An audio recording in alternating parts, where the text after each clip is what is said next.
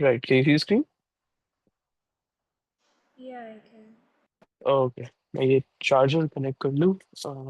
या तो आज पहले थोड़ा सा कल का रिवाइज कर लेते हैं। कल जो हमने किया था that was regarding the adaptations of rice. तो वी लुक्ड एट कि जो राइस प्लांट्स हैं वो दो डिफरेंट एनवायरनमेंट्स में ग्रो कर पाते हैं। एक तरीके की एनवायरनमेंट होती है नॉर्मल फील्ड, जहाँ पे वो ग्रो तो कर सकते हैं, लेकिन उनके साथ एक कंपेटिटर भी ग्रो करता है जो कि होते हैं weed plants. So weed plants are also growing with these rice plants in the normal field, and now because there are two different plants they are now competing for sunlight, for nutrients. और वो देखना ये चाह रहे हैं कि मतलब वो एक दूसरे से compete कर रहे हैं, which one is able to grow taller, which one is able to grow faster in a shorter amount of time.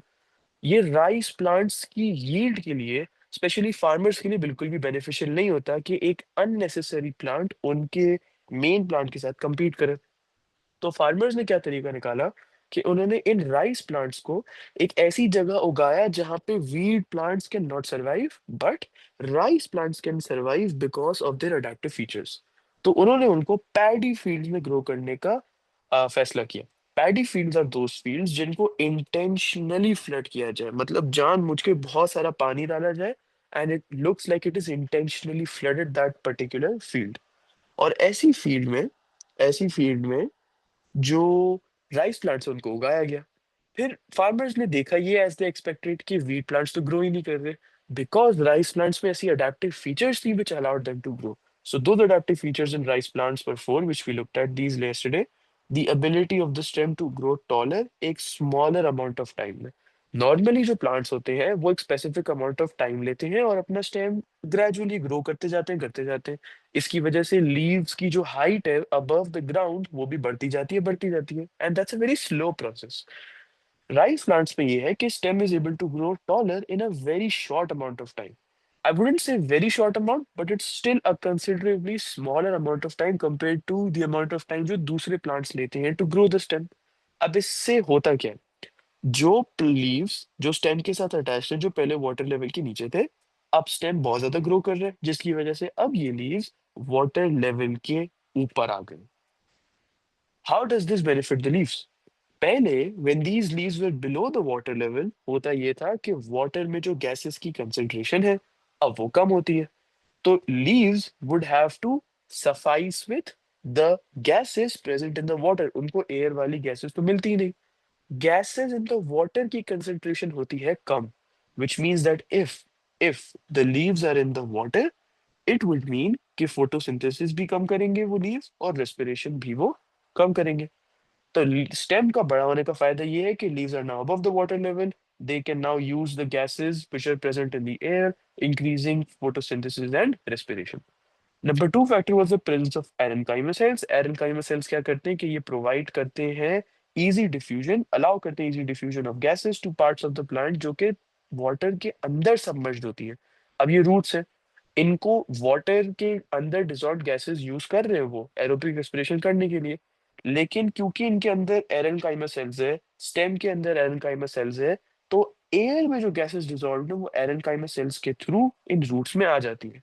So they are roots are technically able to access not only the gases जो water में थी, but थोड़ी बहुत अब gases जो air में भी है। इसकी वजह से ज्यादा aerobic respiration भी हो पाती है। बट जितनी भी गैस उनको एरेनकाइमस सेल से मिल जाए, जितनी भी ऑक्सीजन गैस उनको एरेनकाइमस सेल से मिल जाए, या जितनी भी वो वाटर से ले लें, it will never be enough for the roots to be like कि अब हम सिर्फ एरोबिक रेस्पिरेशन करेंगे।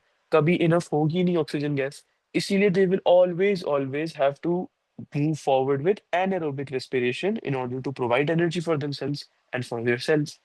अगर उनको एनारोबिक रेस्पिरेशन प्रोवाइड करनी है तो वहां पे भी रूट्स की दो अडेप्टिव फीचर्स होती हैं कि उनकी इथेनॉल के लिए हाई टॉलरेंस लेवल्स होती है। अब as we know, anaerobic respiration in plant cells में जो फाइनल इथेनॉल फर्मेंटेशन के बाद बनता है वो इथेनॉल बनता है। अगर इन रूट्स की इथेनॉल के लिए हायर टॉलरेंस लेवल है, इसका मतलब चाहे जितनी एनारोबिक रेस्पिरेशन होती जाए, रूट्स को कोई फर्क नहीं पड़ने वाला। रूट्स के लिए एथेनॉल इज नॉट टॉक्सिक क्योंकि उनकी हाई टॉलरेंस लेवल है। उसी के साथ साथ another factor which works perfectly is the high amounts of ethanol dehydrogenase present in the roots. जितना ज्यादा enzyme use to break ethanol भी होगा, जैसे जैसे इथेनॉल बनेगा, फौरन फौरन वो कन्वर्ट हो जाएगा किसी दूसरी चीज में। इथेनॉल अपनी इथेनॉल वाली स्टेट में कभी भी नहीं रहेगा। दिस हेल्प्स द रूट कि वो ज्यादा से ज्यादा एनारोबिक रेस्पिरेशन कर सकते हैं। आज हम रेस्पिरेटरी सबस्टेट्स के बारे में कुछ सीखने वाले हैं। सो अगर मैं यहाँ पे एक रेस्पिरेशन का एक इक्वेशन से स्टार्ट करता हूँ, C6H12O6 +6O2, ये प्रॉपर क्लासिकल रेस्पिरेशन की इक्वेशन है, 6U2 + 6H2। अच्छा, इसमें से कुड यू टेल मी कि रेस्पिरेटरी सबस्ट्रेट क्या होगा? इन चार चीजों में से what will be the respiratory substrate? C6H12O6 glucose. C6H12O6 glucose, correct. ये ग्लूकोज है जो कि इस केस में रेस्पिरेटरी सबस्ट्रेट है। Now when I say the word respiratory substrate, what comes to your mind respiratory substrate को सुन के?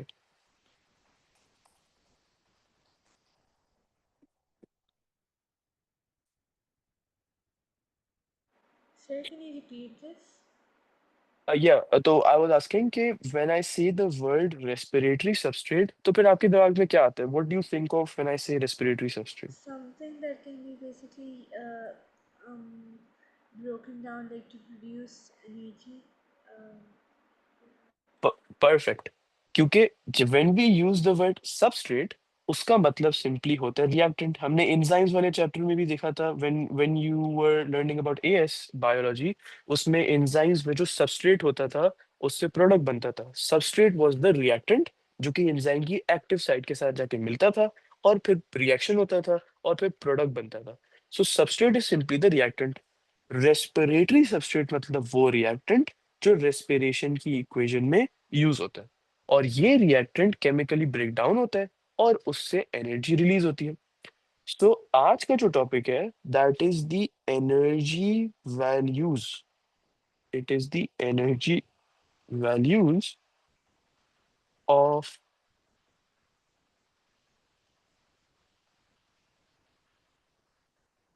Respiratory substrates. तो जो रेस्पिरेटरी सबस्ट्रेट्स होते हैं, glucose is not the only respiratory substrate. Often बच्चे इसको कंफ्यूज कर देते हैं, वो कहते हैं कि हमने आज तक सिर्फ ग्लूकोज के बारे में पढ़ा है, it should be the only respiratory substrate. No, glucose is one of the reactants used in respiration, AKA respiratory substrate. तीन तरह के रेस्पिरेटरी सबस्ट्रेट्स होते हैं। सबसे पहला होता है carbohydrate,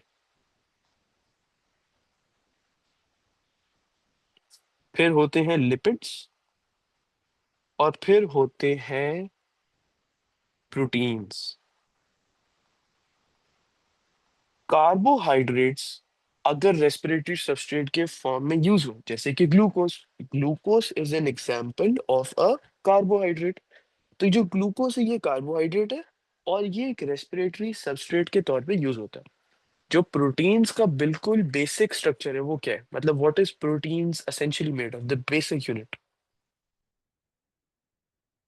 amino acids, amino acid, perfect. And what are lipids essentially made of? There are two molecules for lipids. glycerol, and fatty acids. Perfect. तो we never say that carbohydrate is the respiratory substrate.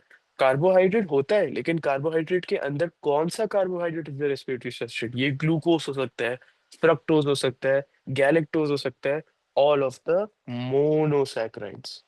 सारे के सारे monosaccharides can act as respiratory substrate, क्योंकि respiratory substrates होने के लिए कुछ आपको स्पेशल नहीं होना पड़ता। You are simply a reactant, और आपको केमिकली ब्रेक डाउन किया जाएगा और आप में से एनर्जी निकाली जाएगी, नथिंग स्पेशल। तो all monosaccharides can act as respiratory substrates. Lipids में जब आए तो glycerol and fatty acids are the respiratory substrates. Proteins में अमीनो एसिड्स। तो एक पैटर्न हमें देखने को मिल रहा है, और वो ये कि तीनों केसेस में it is always the simplest unit that acts as the reactant for respiration. मैं रिपीट करता हूँ, जरूरी है ये। ऑल केसेस में it is always the simplest unit, the basic unit, जो कि एक रेस्पिरेशन की इक्वेशन में रिएक्टेंट का रोल अदा करता है। Whether it be monosaccharides, glycerol, fatty acids, amino acids. तो इस टॉपिक पे हमें देखना है एनर्जी की values. One molecule of a carbohydrate और essentially one mole of a carbohydrate gives us 15.8 15.8 kilojoule per gram of energy. So it's not a mole essentially, it's a gram. उसको हम ग्राम की तरीके से भी ट्रीट कर सकते हैं. So 1 gram of carbohydrate मतलब 1 gram of glucose, 1 gram of fructose, 1 gram of galactose हमें देता है 15.8 kilojoules of energy अगर उसको completely break down किया जाए. अच्छा, अब ये बताओ कि कंप्लीटली ब्रेकडाउन तो समझ आ गया. कंप्लीटली ब्रेकडाउन का मतलब क्या एरोबिक रेस्पिरेशन होता है या एनएरोबिक रेस्पिरेशन होता Aerobic respiration. है? Aerobic, correct. Complete breakdown means aerobic respiration. Oxygen अगर अवेलेबल होगा तो वो कंप्लीटली ब्रेकडाउन होगा और 1 ग्राम कार्बोहाइड्रेट में से 15.8 किलो जूल की एनर्जी रिलीज होगी. Now what about lipids? 1 gram of lipids which is glycerol and fatty acids, उसमें से 39.4 किलो जूल पर ग्राम ऑफ एनर्जी रिलीज होगा. फिर उसके बाद आता है proteins which is the amino acids. 1 gram of proteins which is amino acids में से 17 किलो जूल पर ग्राम ऑफ एनर्जी रिलीज होता है. लेकिन यहाँ पे तो एक इंटरेस्टिंग चीज देखने को मिल रही है. लिपिड्स की एनर्जी सबसे ज्यादा रिलीज होती है. मतलब अगर तीनों का एक एक ग्राम लिया जाए, सबसे ज्यादा एनर्जी लिपिड्स में से निकलेगी, उसके बाद प्रोटीन में से निकलेगी और उसके बाद कार्बोहाइड्रेट में से निकलेगी. कार्बोहाइड्रेट का 1 gram lowest amount of energy produce करता है. तो व्हाई इज इट कि हमेशा कार्बोहाइड्रेट को ही रेस्पिरेटरी सबस्ट्रेट की तरह ट्रीट किया जाता है? हमेशा ग्लूकोज की बात करते हैं, हमेशा हम लिपिड्स की क्यों नहीं बात करते? That is because of their molecular compositions. अब मैं एक सवाल लिखता हूँ यहाँ पे and I want you to take a guess कि इसका आंसर क्या हो सकता है. If you know the answer that's really really good. तो मैं सवाल लिख देता हूँ यहाँ पे. इसका काफी लंबा आंसर है. This is around 4 marks. And this is a past paper question. Why do different respiratory substrates different different respiratory substrates की डिफरेंट डिफरेंट एनर्जी वैल्यूज क्यों होती हैं? Why do different respiratory substrates have different energy values? Take your time, take it around 4 minutes क्योंकि ये 4 mark का है, 1 minute पर mark. तो 10:05 तक I ask you and just let me know whenever you are done.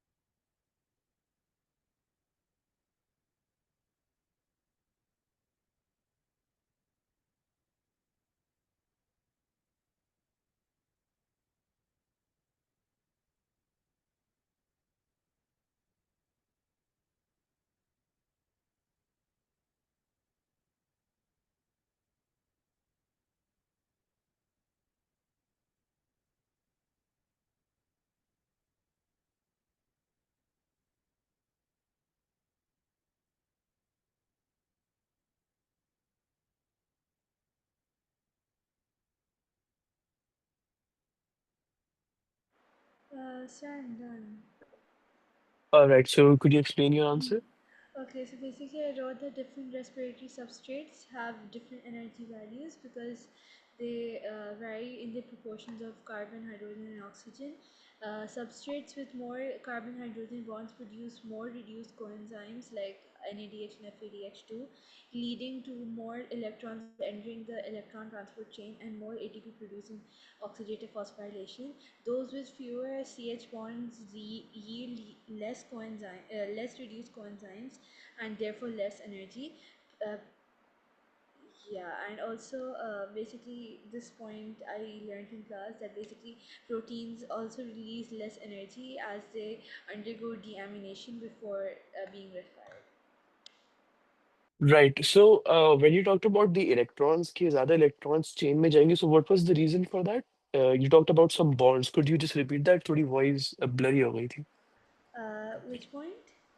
About the bonds, you were talking about some bonds. Oh yeah, I basically said that substrates with more carbon hydrogen bonds provide more reduced coenzymes, leading to more electrons entering the electron transport chain and more ATP produced in oxidative phosphorylation. Okay, that's near perfect. बिल्कुल सही है. क्योंकि the reason मैं ये पूछना चाह रहा था, कार्बन हाइड्रोजन बॉन्ड्स, एक तो पहले मुझे आवाज नहीं आई, और दूसरा कि ये सबसे ज्यादा जरूरी पॉइंट है. ऐसा क्यों है? ऐसा इसलिए है क्योंकि we need to understand the basic reason कि different energy values होती क्यों है respiratory substrates में. वो इसीलिए क्योंकि different amounts of ATP produce होता है. मतलब तीन respiratory substrates को मैं अलग अलग जगह पे रखूं तो उन तीनों में से अलग अलग amounts of ATP produce होगा. तो हमेशा जैसे हमने उस वाले क्वेश्चन में किया था कि what will happen if oxygen the final electron acceptor was not available, तो हमने बैक ट्रैक किया था. यहाँ पे भी हम बैक ट्रैक ही करेंगे. एटीपी सबसे ज्यादा किस में प्रोड्यूस होती है? इन द ऑक्सीडेटिव फॉस्फोरिलेशन या in the substrate level phosphorylation? Sorry, chemiosmosis. Chemiosmosis. Chemiosmosis. तो अब केमियोस्मोसिस पे फोकस करते हैं, व्हिच यू आल्सो डिड. अगर एटीपी कम प्रोड्यूस होगा केमियोस्मोसिस के वक्त, एटीपी प्रोड्यूस करता है ATP synthase. So what possible reason could you think of कि एटीपी, ये मैं बता रहा हूँ कि how would you tackle such an exam question, कि वो सजेस्ट वाले जो क्वेश्चंस आते हैं. तो अब ये समझ आ गया कि एटीपी सिंथेज एटीपी कम बना रहा है, लेकिन कम क्यों बना रहा है? Any possible reason for that? Because less protons are passing through the ATP synthase, so come बन रहे हैं. लेस प्रोटॉन्स आर पासिंग, बिल्कुल ठीक. If less protons are passing through the ATP synthase, इसका मतलब जो हमने शुरू किया था, जब पूरा रेस्पिरेशन का प्रोसेस हुआ था, तो हाइड्रोजन ही कम रिलीज हुए थे. And that back tracks to your answer के कार्बन हाइड्रोजन के बॉन्ड्स कम थे. So this is the perfect answer के carbon hydrogen bonds vary, as in उनकी molecular compositions different respiratory substrates में वेरी करती हैं. So CH bonds vary in different respiratory substrates. और मैं पूरा आंसर नहीं लिख रहा हूँ, सिर्फ पॉइंट्स पे लिख रहा हूँ. डिफरेंट रेस्पिरेटरी सबस्ट्रेट्स में डिफरेंट नंबर के सी एच बॉन्ड्स होते हैं. कुछ में ज्यादा होते हैं, कुछ में कम होते हैं. ज्यादा हाइड्रोजन एटम्स रिलीज्ड, इसका मतलब जो प्रोटॉन ग्रेडियंट होगा, जो concentration gradient होगा, that will be a lot more steeper when I am coming from the intermembranous space into the mitochondrial matrix. अगर वो ज्यादा स्टीपर होगा, तो एटीपी सिंथेस के पास ज्यादा एनर्जी आ जाएगी. जब ज्यादा एनर्जी आ जाएगी तो ज्यादा एटीपी वो प्रोड्यूस करेंगे, विच मीन्स के उनकी ज्यादा एनर्जी वैल्यू आ जाएगी. सो जो मेन पॉइंट है वो ये है कि सी एच बॉन्ड्स का. Then we talk about the concentration gradient, this is second mark. More chemiosmosis takes place. Who does that? The ATP synthase. That's the third mark. And more ATP is produced. That's the fourth mark. Okay. अब अगली चीज जो हमें देखनी है, that is called R Q. R Q को अच्छा, before that एक पॉइंट जो था अमीनो एसिड्स वाला डीएमिनेशन का, you can mention these because ये वाले जो पॉइंट्स होते हैं ये एवीपी में आते हैं. मतलब एनी वैलिड पॉइंट्स के वी वेंट इनटू डिटेल के वी अमीनो एसिड्स के बारे में हमसे बात कर रहे थे, नॉट इन जनरल सारे रेस्पिरेटरी सब्सटेंस के बारे में. कि हमने बोला अमीनो एसिड्स में ऐसे क्यों होता है, क्योंकि उसमें डीएमिनेशन होती है, तो थोड़ी एनर्जी लूज हो जाती है. वो भी बिल्कुल करेक्ट आंसर है. Make sure to include that. Okay. अब ये आर क्यू का फुल फॉर्म क्या है? आर क्यू का फुल फॉर्म है respiratory quotient. So IGCSE maths में, did you take IGCSE maths या ए लेवल मैथ्स ऐसा कुछ? IGCSE maths. IGCSE math. So quotient का मतलब क्या होता है? If you could just briefly tell me कि what do you understand with the word quotient?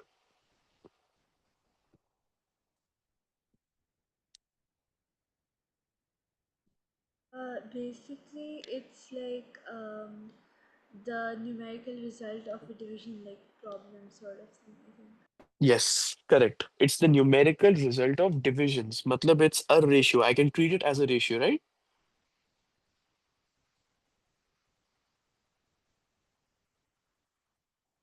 मैं उसको एक रेशियो की तरह भी ट्रीट कर सकता हूँ. मतलब कि जो डिवीजन का प्रोसेस हो रहा है उसमें एक न्यूमरेटर होता है एंड उसमें एक डिनोमिनेटर होता है, and I treat it as a fraction, in other words as a ratio, और वो न्यूमेरिकल आंसर मेरे पास कोशंट बन के आ जाता है.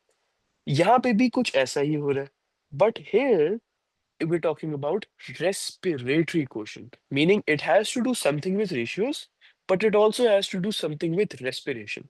अच्छा, respiration में कौन सी दो gases used होती है? Um, Oxygen, carbon dioxide. Right.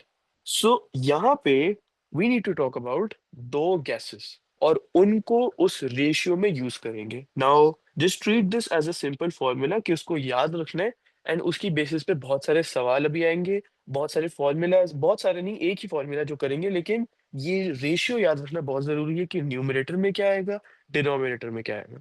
So R Q is simply the amount of carbon dioxide released divided by the amount of oxygen taken in. मतलब अगर किसी भी रेस्पिरेशन की इक्वेशन में जितने moles of carbon dioxide release हुआ है वो यहाँ पे लिख देंगे, और जितने मोल्स ऑफ ऑक्सीजन रिलीज हुआ है वो यहाँ पे लिख देंगे. One very important thing, R Q में इट्स अ रेशियो. जब भी हम किसी भी चीज का रेशियो करते हैं, फॉर एग्जाम्पल हम करते हैं ratio of speed divided by speed, थोड़ी सी बेसिक फिजिक्स. अगर स्पीड एक लिखी हो लेट्स से 40 मीटर्स पर सेकंड, और नीचे भी स्पीड लिखी हो 20 मीटर्स पर सेकंड, जब इनका रेशियो निकलेगा ना तो ये यूनिट्स हो जाएंगे कैंसिल आउट और आंसर आ जाएगा सिंपली 2. तो ऑलवेज रिमेंबर कि कभी भी किसी कोशंट का, किसी रेशियो का यूनिट नहीं होता.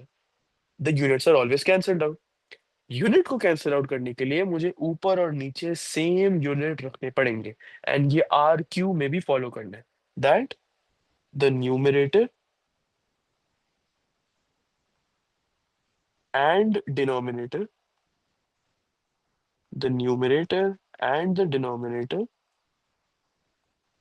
Must have the same units. मतलब मैं ऐसे नहीं कह सकता कि कार्बन डाइऑक्साइड में मोल्स में लिख रहा हूँ और ऑक्सीजन में वॉल्यूम सेंटीमीटर क्यूब में लिख रहा हूँ या डेसीमीटर क्यूब में लिख रहा हूँ, तो वो मोल पर डेसीमीटर क्यूब बन जाएगा. No, it does not work like that. दोनों को मोल्स में लिखना है. मोल्स में लिख सकते हैं, वॉल्यूम में लिख सकते हैं, कॉन्सेंट्रेशन में लिख सकते हैं. अमाउंट जब मैं कहता हूँ तो उसमें बहुत सारी चीजें आती हैं. इसमें मोल्स भी आते हैं, इसमें कॉन्सेंट्रेशन भी आती है, और इसमें वॉल्यूम भी आती है. लेकिन एक चीज, दोनों न्यूमरेटर और डिनोमिनेटर सेम यूनिट में होने चाहिए, तो वो यूनिट्स कैंसिल आउट हो जाते हैं. ओके. आर क्यू वैल्यू को कैलकुलेट किस तरीके से किया जाता है? मतलब मुझे ये कैसे पता चलेगा कि कितने mole of carbon dioxide release हुए हैं या कितने मोल ऑफ ऑक्सीजन यूज हुए? So R Q values are calculated using the balanced chemical equation. मतलब वो क्वेश्चन मुझे कभी भी नहीं बताएगा कि एक रेस्पिरेटरी सबस्ट्रेट है एक्स, वो 6 moles of carbon dioxide use करता है and 6 moles of oxygen use करता है, calculate the R Q value. बहुत कम होगा कि वो सिंपली मोल्स बता देगा क्वेश्चन में. We need to find out the balanced equation, उसमें से हमें मोल्स निकालने हैं और फिर हमें आर क्यू की वैल्यू बतानी है. तो R Q values are calculated using the balanced chemical equation. Let's take an example. मैं ग्लूकोज को एक रेस्पिरेटरी सबस्ट्रेट की तरह यहाँ पे ट्रीट करता हूँ, C6H12O6. उसकी बैलेंस केमिकल इक्वेशन तो पता है, ओ लेवल से हम पढ़ते आ रहे हैं, +6O2 मेक्स 6CO2 +6H2। अब इस ग्लूकोज की, 1 मोल ऑफ ग्लूकोज की अगर रेस्पिरेटरी क्वोशंट निकाला जाए, जो कि कार्बोहाइड्रेट है, और ये एरोबिकली रिस्पायर करे, this is very important. First we need to see what is the respiratory substrate, then we need to see what type of respiration is going on. So carbohydrate है और aerobic respiration हो रही है। यहाँ पे are Q value में कितने mole of carbon dioxide release हो रहे हैं? 6। मैंने यहाँ पे 6 लिख दिया। कितने मोल ऑफ ऑक्सीजन टेक इन हो रहे हैं? 6, तो मैंने 6 लिख दिया। So my answer is 1.0। तो मैं यहाँ पे लिख देता हूँ एरोबिक रेस्पिरेशन, ऊपर जो 3 वैल्यूज थी अबाउट द एनर्जी वैल्यूज, ये याद रखनी है, और ये वाली 3 वैल्यूज भी याद रखनी है। एमसीक्यूज में ये नॉर्मली आ जाते हैं P1 में, but again we are giving P4 and P5, तो वो एक 1 मार्क के आंसर में थोड़ा बहुत आ जाता है। एमसीक्यूज में वो दूसरे बोर्ड्स में होता है, यहाँ पे it's just a 1 mark answer for P4। So aerobic respiration, if we talk about carbohydrates, this will be 1.0। For proteins, जो respiratory quotient होता है, it is always 0.8 से लेके 0.9 तक।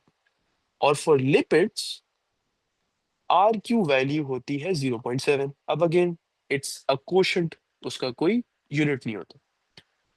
अब एक फॉर्मूला पढ़ना है, एक ट्रिक पढ़नी है, जिससे हम बैलेंस्ड इक्वेशन निकाल सकते हैं एरोबिक रेस्पिरेशन के लिए फॉर एनी रेस्पिरेटरी सबस्ट्रेट। तो मैं यहाँ पे लिख देता हूँ, this trick is for finding out the formula और finding out the balanced chemical equation for aerobic respiration. Sir, by the way, या in our book, isn't it 0.9 for proteins? क्योंकि 0.8 आता है तो aren't we supposed to write like it's a mixture of proteins and lipids? तो if you look at, मतलब book में कभी कभार कुछ चीजें होती हैं जो आगे पीछे होती हैं। अगर दूसरी सोर्सेज से हम देखें, जैसे you have the other book with you जो साइड पे रखी हुई थी, I think you said earlier कि you were using 2 books. Yeah, I was. या so could you check in the other book right now कि उसमें क्या लिखी हुई है प्रोटीन्स की value? Okay, just a second. या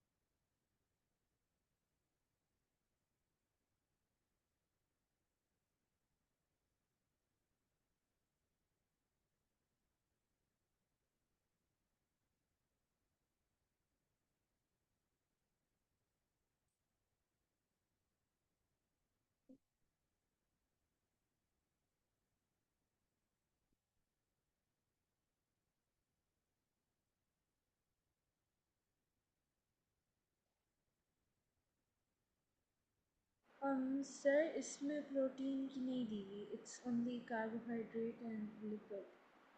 ओके, तो ये जो नॉर्मली जो वैल्यूज होती हैं, कोफिशिएंट की हो गई, एनर्जी वैल्यूज हो Oh गई, wait, yes, वो DVA. तो Sorry. What's the value? 0.9. It's typically 0.9. So, 0.9। हाँ, तो मैं ये कह रहा था कि ये जो क्वोशंट की वैल्यूज होती हैं, एनर्जी की वैल्यूज होती हैं, ये एस्टिमेट्स होती हैं। So if I just open save my exams right now, do you know about save my exams? yeah, I do. हाँ, तो वो सेव माई एग्जाम्स में I can just open it right now. A level biology notes, ये I use to use it when I was making my own notes during my exams, तो वो बहुत काम आती थी।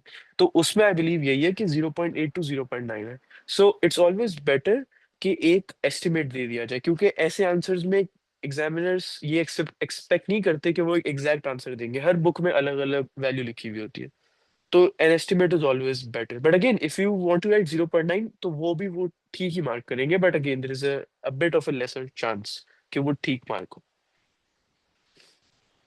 राइट। अच्छा, तो हमें ये पता चला कि किसी भी चीज की, किसी भी सिचुएशन की आर क्यू वैल्यू निकालने के लिए दो चीजें देखनी होती हैं।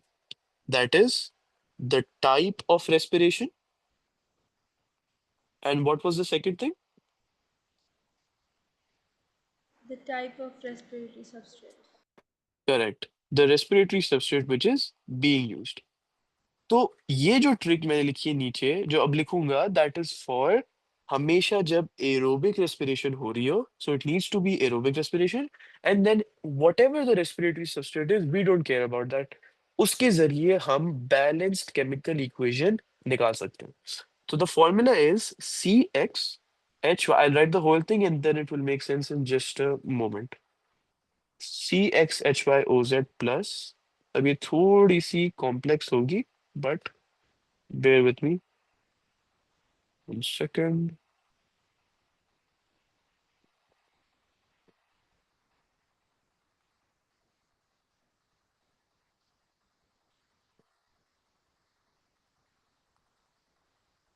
ओके, ये जो मैंने नंबर्स लिखे X Y Z, sorry letters, इनका मतलब क्या है? Let's take an example of a question.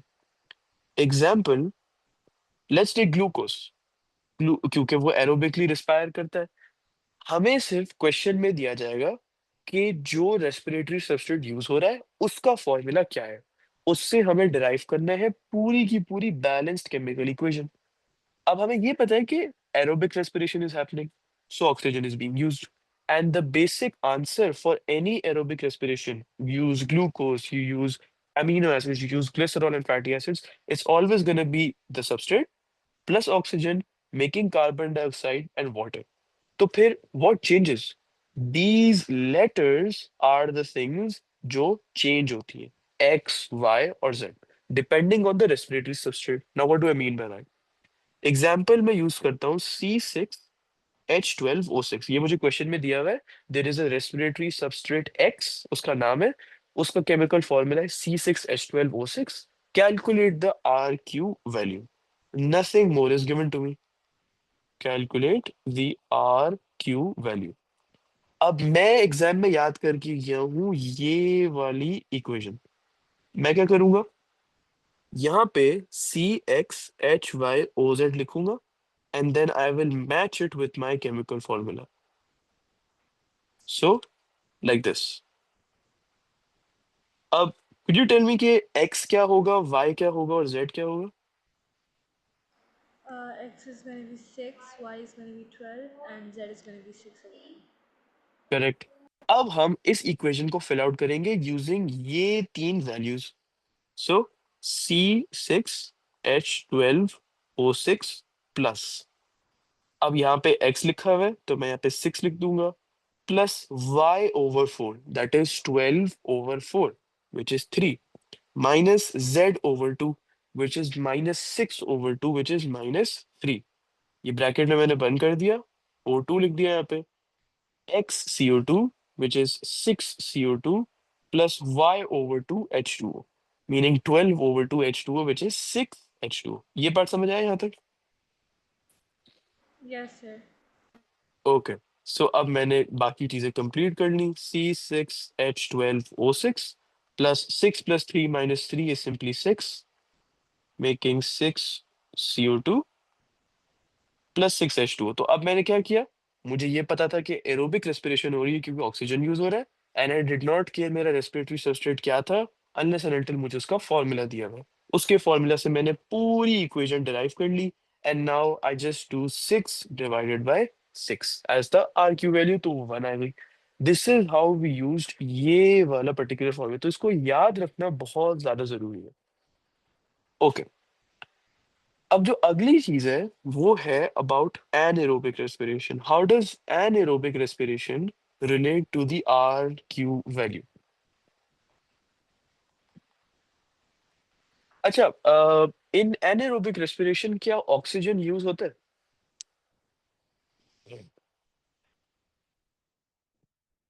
Sir, can you repeat?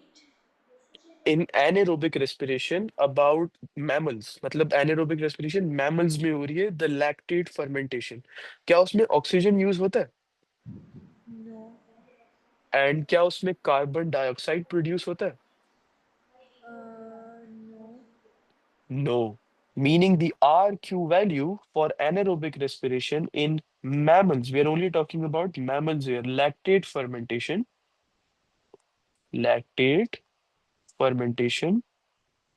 उसमें the RQ value will be 0 divide by 0, which is 0. मतलब कि we will say कि RQ value, ये हम हर तरीके की रेस्पिरेशन के लिए अब RQ वैल्यू निकाल रहे हैं. First we looked at aerobic, now anaerobic in mammals lactate fermentation. So we found out that RQ value cannot be calculated during lactate fermentation. अच्छा, अब जो आखिरी तरीके की रेस्पिरेशन है that is in yeast cells and in some plant tissues. So let's उसकी भी RQ value निकाल लेते हैं. इन yeast cells or some plant cells, plant tissues. And what type of fermentation is that called? Ethanol fermentation. Right, ethanol fermentation. उसमें is oxygen used? No. No. So oxygen used is a cross. Is carbon dioxide produced? Yes. Yes, carbon dioxide is produced.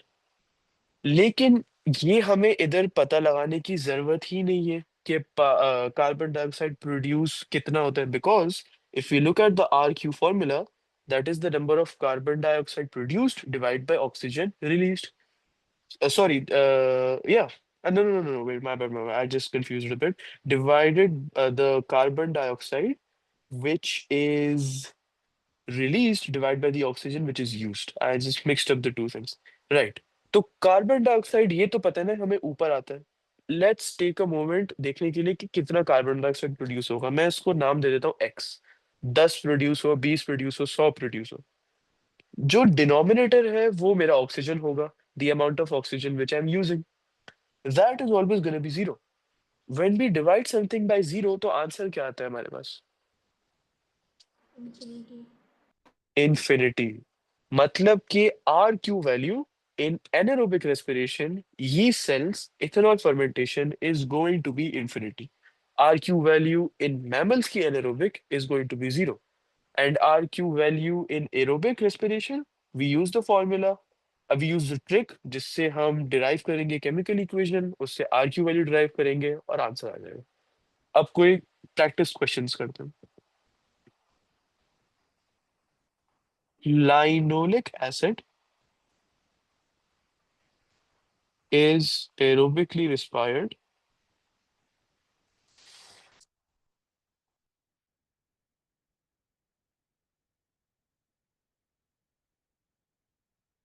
Calculate the RQ value.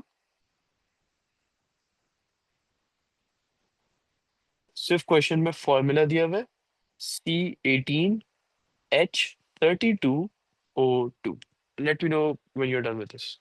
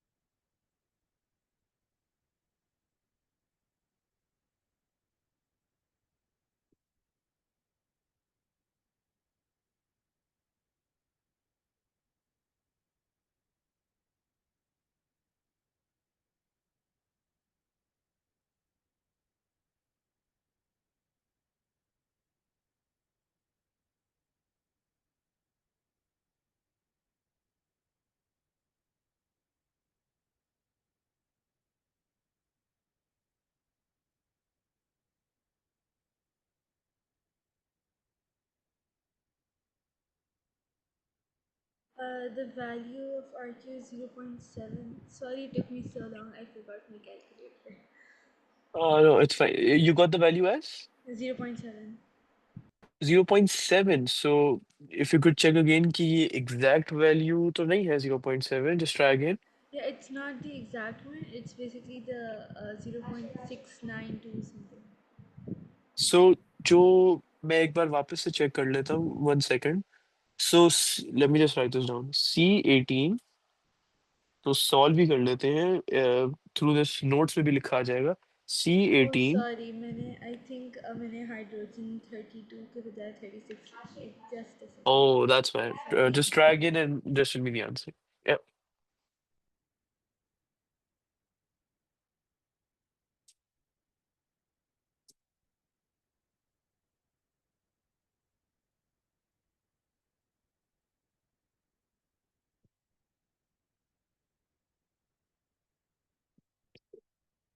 0.72. 0.72, correct. So RQ is 18 divided by 25, which makes 0.72. Okay. Question number 2. So this question just gives a reaction. यहाँ पे glucose is the respiratory substrate which produces ethanol plus 2 carbon dioxide plus energy. Calculate the RQ value.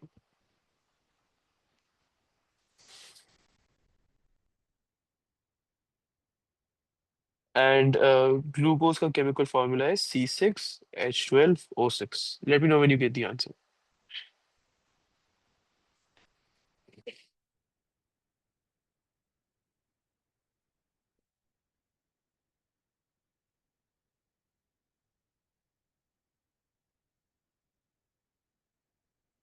Infinity.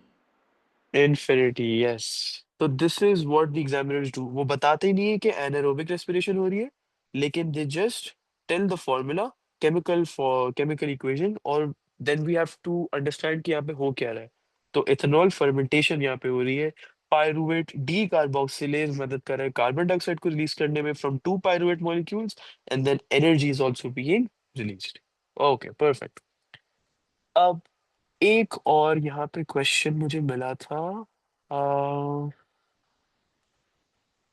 Okay, this is a theoretical question. This is around 3 marks. So you may लिख this down. Discuss the RQ values between glucose, which is C6H12O6, and no, sorry, we don't need the formula. खैर formula की जरूरत भी नहीं है यहाँ पे. Discuss the RQ values between glucose.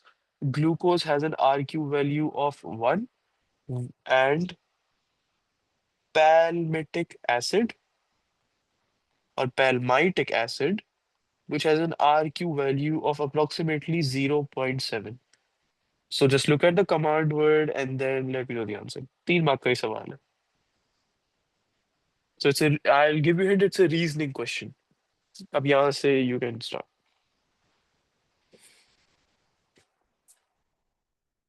It's a 2 mark in fact, my bad. Yeah.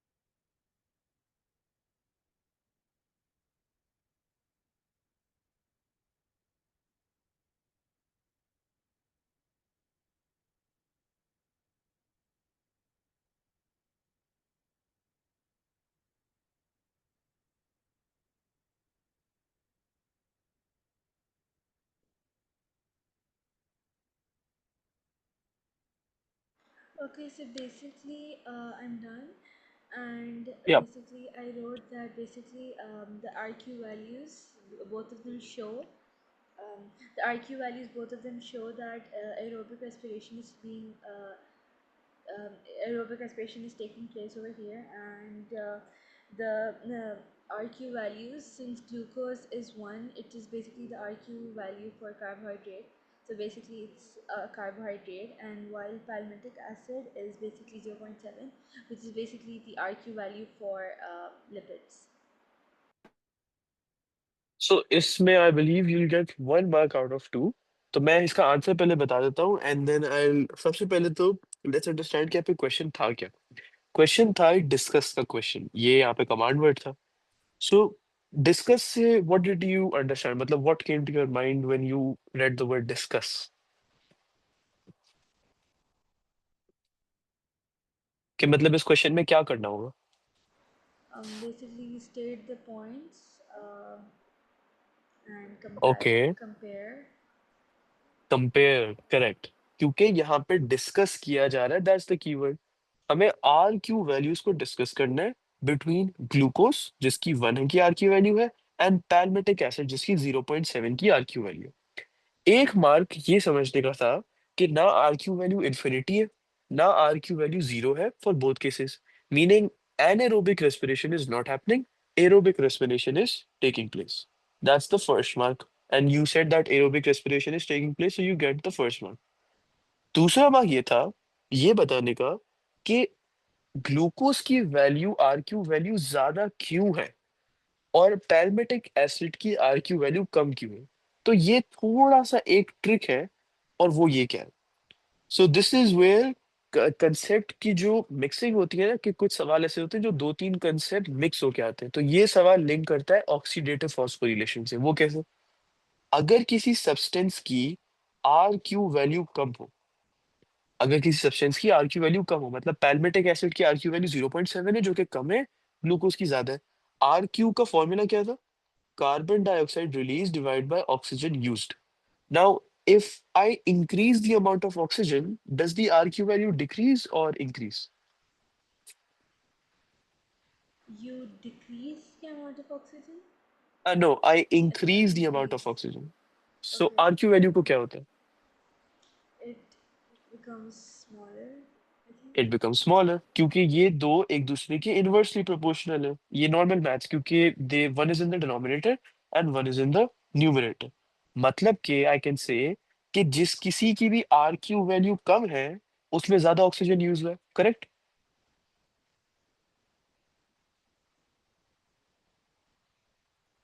Yes. Sorry, can you repeat? मैं कह रहा Uh, था कि या सो अगर दो आर क्यू वैल्यूज लिखी हुई है, one is 0.7 and one is 1.0, तो पैल्मेटिक एसिड की आर क्यू वैल्यू कम है, सो कैन आई से कि उसमें ज्यादा ऑक्सीजन यूज हुआ है। yeah. Now it can also mean कि कम कार्बन डाइऑक्साइड रिलीज हुआ है, बट राइट नाउ मैं ऑक्सीजन की बात करूंगा क्योंकि मैं एरोबिक रेस्पिरेशन की बात कर रहा हूँ। सो ये समझ आइए कि lower R Q value means more oxygen is needed. अगर ज्यादा ऑक्सीजन चाहिए हो, ज्यादा फाइनल इलेक्ट्रॉन एक्सेप्टर चाहिए हो, तो क्या इसका मतलब ये होगा कि ईटीसी में इलेक्ट्रॉन ज्यादा होंगे या कम होंगे। Um, wait. Zyada. Keep tracking back to oxidative, yes, you keep tracking back to oxidative phosphorylation। ज्यादा ऑक्सीजन की जरूरत है, मतलब मोर इलेक्ट्रॉन्स इन दी एटीसी। अब ये इलेक्ट्रॉन्स आए कहाँ से, ये इलेक्ट्रॉन्स यहीं से आए ना कि एक हाइड्रोजन ने आयोनाइज किया एक H प्लस आयोन में और एक इलेक्ट्रॉन में। ज्यादा इलेक्ट्रॉन्स का ये नहीं मतलब होगा कि ज्यादा हाइड्रोजन कंटेंट है।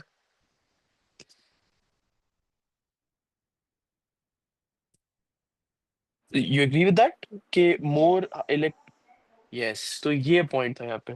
आर क्यू वैल्यू से हम गए इस बात पे कि ज्यादा ऑक्सीजन की जरूरत पड़ेगी। अगर ज्यादा ऑक्सीजन की जरूरत पड़ेगी इसका मतलब the final electron acceptor is needed in a greater amount, मतलब कि ज्यादा इलेक्ट्रॉन ईटीसी में होने चाहिए। ज्यादा इलेक्ट्रॉन ईटीसी के मतलब ये है कि ज्यादा हाइड्रोजन एटम्स है। In other words, there is a greater hydrogen content in palmitic acid, क्योंकि उसकी RQ वैल्यू कम है। सो इस आंसर में ये एक्सप्लेन करना था कि क्यों ऐसा क्यों हो रहा है कि एक ही कम है और एक ही ज्यादा है, कोई तो अंडरलाइंग डिफरेंस होगा ना, और ये वो डिफरेंस है। सो वील से कि palmitic acid has a greater hydrogen content,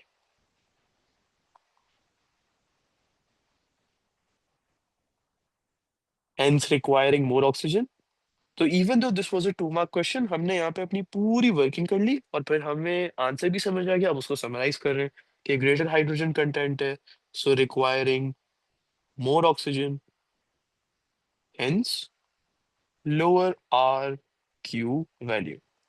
this is the point which give second mark. और ये नॉर्मली बच्चे पॉइंट मिस कर देते हैं, क्योंकि ये वो पॉइंट है जिससे ऑक्सीडेटिव फॉस्फोरिलेशन का ज्यादातर भूल जाते हैं। When ever they read the word RQ, there like okay, अब यहाँ पे कार्बन डाइऑक्साइड की बात हो रही है, ऑक्सीजन की बात हो रही है, या मुझे आइडेंटिफाई करना होगा कि कार्बोहाइड्रेट क्या है, प्रोटीन क्या है। लेकिन जो फर्क है कि इसकी कम क्यों है, इसकी ज्यादा क्यों है, वो पता नहीं होती। राइट, तो आज के लिए यहीं तक रखते हैं। This chapter is over. मैं रात को सिलेबस की फाइल भी चेक कर लूंगा कि कोई पॉइंट रह तो नहीं गया। अगर नहीं रह गया तो कल will start with the past paper questions for P4 respiration. तो यहाँ तक कोई सवाल? नहीं नहीं, thank you so much. Okay, perfect. अल्लाह हाफिज। अल्लाह हाफिज़।